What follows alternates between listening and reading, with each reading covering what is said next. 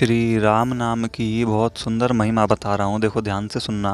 मानस जी में एक चौपाई आती है जिसमें हमारे प्यारे श्री तुलसीदास जी लिखते हैं कि आखर मधुर मनोहर दोऊ बरन बिलोचन जन जिय जोऊ। अब देखो इन दोनों चौपाइयों का अर्थ इतना आनंदित है कि कहने वाले को भी बड़ा आनंद आए और सुनने वाले को भी बड़ा आनंद आए। तो अब मैं इन दोनों चौपाइयों का जो गूढ़ अर्थ है, जो नाम की महिमा गोस्वामी जी ने इन दोनों चौपाइयों में लिखी है, वो मैं आपसे कह रहा हूँ और आप सुनो, देखो बड़ा मज़ा आएगा। तो क्या कहते हैं? आखर मधुर मनोहर दोऊ।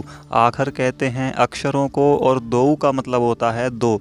तो कह रहे हैं कि ये जो दो अक्षर हैं, कौन से अक्षर? भगवान का जो राम नाम है, जो रा और मैं है, कह रहे हैं ये जो दो अक्षर हैं आखर मधुर मनोहर दोऊ, ये दोनों अक्षर बड़े मधुर हैं, बड़े मनोहर हैं।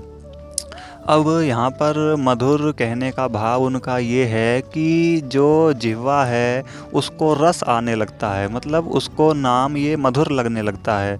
अब देखो यहाँ पर बात ये आती है, यदि किसी साधारण व्यक्ति से इस बात को कहा जाए कि भैया राम राम कहने में हमें बड़ा रस मिलता है, तो वो कहेगा भाई कैसे पागल आदमी हो, क्या कोई नाम लेने में भी हमें रस मिल सकता है? तो ये बात तो देखो जिसने इस नाम को जपा है वही जान सकता है, बाकी और साधारण व्यक्ति इस रहस्य को नहीं जान सकते कि राम नाम में कितना रस है। मधुर मनोहर, मधुर है ये नाम। एक मतलब ऐसा लगता है जैसे दूध में मिश्री को पीस करके उसको घोल दो तो कितना बढ़िया मीठा दूध लगता है, उससे भी ज़्यादा मिठास इस नाम में लगती है, उससे भी ज़्यादा आनंद इस नाम में आता है। तो कह रहे हैं आखर मधुर मनोहर दोऊ, ये दो अक्षर बड़े मधुर हैं, यानी कि जिह्वा को लेने में बड़ा आनंद आता है, जिह्वा को भी इस नाम को लेने में बड़ा रस मिलता है, बहुत ज़्यादा सुखद हैं, बहुत ज़्यादा मधुर हैं। उसके बाद क्या कह रहे हैं? मधुर मनोहर दोऊ। और ये दोनों मधुर तो हैं ही, ये दोनों अक्षर भगवान का जो नाम है राम, वो मधुर तो है ही और साथ साथ में मनोहर भी है। मनोहर का यहाँ पर भाव है कि जो मन को अपनी ओर खींच ले, जो मन को अपनी ओर आकर्षित कर ले, ऐसा है हमारे भगवान का प्यारा पावन सा राम नाम। अब देखो लोग कहते हैं कि हमारा भगवान के भजन में मन नहीं लगता, हमारा भगवान में ध्यान नहीं लगता, हमारा मन चंचल है, इधर उधर भटकता रहता है, ये है वो है। तो उसका एक साधारण सा उपाय ये है, देखो शुरुआत में तो मन किसी का भी नहीं लगता भगवान में, लेकिन यदि हम भगवान के नाम का जप शुरू कर दें और सतत जपते रहें तो कुछ समय बाद क्या होता है? आखर मधुर मनोहर दोऊ, ये नाम ऐसा है कि मनोहर है, हमारे मन को अपनी ओर खींच लेगा, हमारे मन को अपनी ओर आकर्षित कर लेगा। फिर पता है भक्तों की ये बात होती है, संसारिकों की शिकायत रहती है कि हमारा मन भगवान में लगता नहीं है, और भक्तों की ये शिकायत रहती है कि भैया हमारा मन भगवान से हटता नहीं है, हम संसार के काम कैसे करें, सही ढंग से हमसे होते ही नहीं है, हमारा मन तो भगवान के नाम में ही लगा रहता है। तो इसी महिमा को, ये किसकी विशेषता है, ये महिमा किस चीज़ की है? भगवान के नाम की।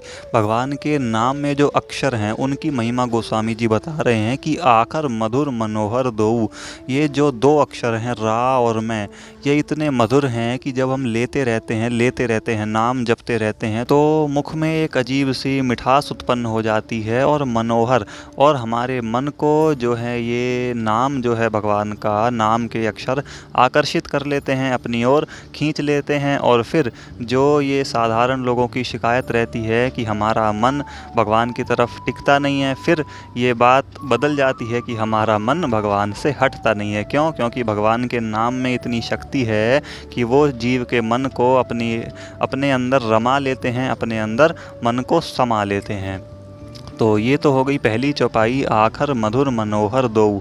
अब देखो दूसरी चौपाई बड़ी गूढ़ है, बड़ी रहस्यमय तरीके से गोस्वामी जी ने उसके भाव को लिखा है।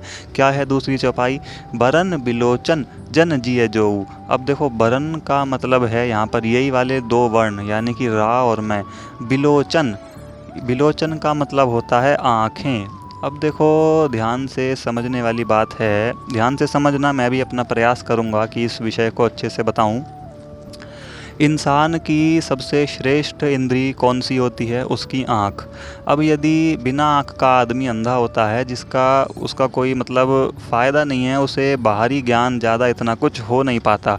अब देखो, बाहरी ज्ञान हमें जितना भी होता है वो किसके माध्यम से होता है हमारी आँख के माध्यम से। यदि हमारी आँख ही नहीं होंगी तो हमें पता कैसे चलेगा कि ये क्या है क्या नहीं है।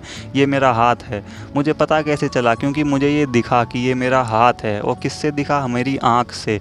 मेरे पीछे गेट है, मेरे गेट के बगल में दीवार है, या कुछ भी है, ये तो मैं उदाहरण के तौर पे कह रहा हूँ।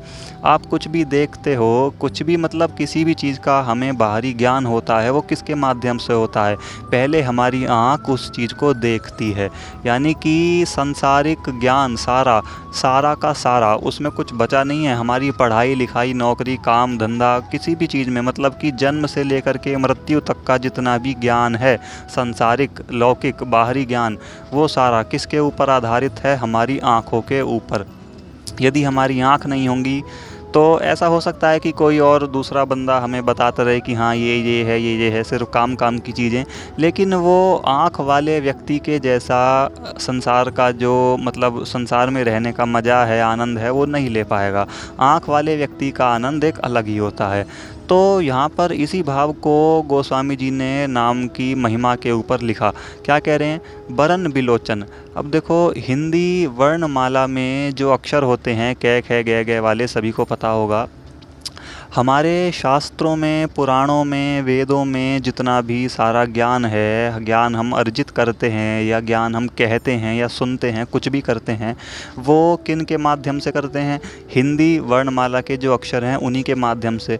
भाई, उन्हीं अक्षरों से मिलकर के शब्द बनते हैं और फिर उन्हीं शब्दों को मिला कर के जो है वेद पुराण शास्त्र हमारे बने हुए हैं, और फिर उन्हीं को हम पढ़ते हैं, समझते हैं। तो क्या कह दिया गया? बरन बिलोचन, कि उन्हीं सब वर्णों की जो आँखें हैं वो क्या है? भगवान का राम नाम। बोलो श्री राम नाम महाराज की जय। बड़ी गूढ़ बात है, यदि आप समझ पाए हों तो कोई साधारण बात नहीं है, छोटी बात नहीं है। कि देखो, जैसे इंसान सारा अपना संसारिक बाहरी ज्ञान अपनी आँखों के माध्यम से ले पाता है, यानी कि सबसे श्रेष्ठतम इंद्री कौन सी हुई? उसकी आँखें। तो ठीक वैसे ही उसका सारा आंतरिक ज्ञान उसको कहाँ से मिलेगा? उसकी आंतरिक आँखों से। और आंतरिक आँखें किसको बताई गई है? भगवान के राम नाम को। इससे सब ज्ञान हो जाता है अंदर का। हमें अंदर से ज्ञान का मतलब है कि हृदय में जितना ज्ञान हमारे प्रकाशित होना होता है वो सब इस राम नाम के जप से हो जाता है। उदाहरण के तौर पर ऐसे काफ़ी ऋषि मुनि हुए हैं जिन्होंने अपने जीवन काल में एक भी बार कोई भी वेद पुराण शास्त्र उठा करके नहीं देखा होगा, लेकिन उनकी वाणी में वेदों की भाषा आती है, उनकी ऋचाओं में शास्त्रों की वाणी आती है। तो वो किसके प्रताप से, किसकी शक्ति से? राम नाम के जप से। और सबसे बड़ा उदाहरण प्रत्यक्ष तो सभी को पता होगा, ऋषि वाल्मीकि जी, जिन्हें एक पहले चोर हुआ करते थे, फिर उनको नारद जी से राम जी का नाम मिला, और वो भी सीधा नाम नहीं, उल्टा नाम जपते थे, मरा मरा।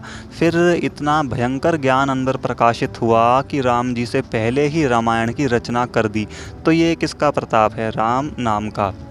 इसीलिए तुलसीदास जी ने क्या लिखा? बरन बिलोचन जन जिय जोऊ, कि ये राम नाम भक्तों के हृदय को जानने वाले दो नेत्र हैं। राम नाम में अपार शक्ति है। तो भैया, इस रहस्य को जो जितना इस नाम को जपेगा उतने ही अच्छे से वो जान पाएगा। इसीलिए सभी साधनों में श्रेष्ठ, सर्वश्रेष्ठ श्री भगवान नाम जप है। जितना हो सके और भी साधन हम करते रहें, अच्छी बात है, लेकिन भगवान नाम जप के लिए हमेशा अपना कुछ न कुछ समय ज़रूर निकालें। बोलो श्री राम, जय जय राम।